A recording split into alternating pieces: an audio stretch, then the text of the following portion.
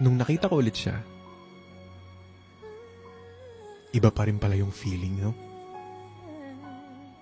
Na kahit maraming tao sa lugar na yun, makikilala ko agad siya eh. Bakit nga naman hindi?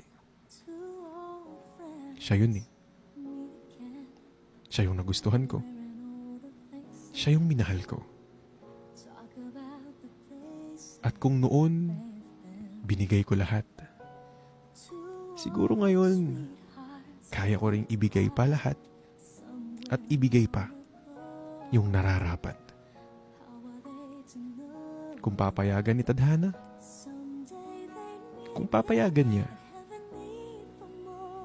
baka sakaling pwede ulit, di ba?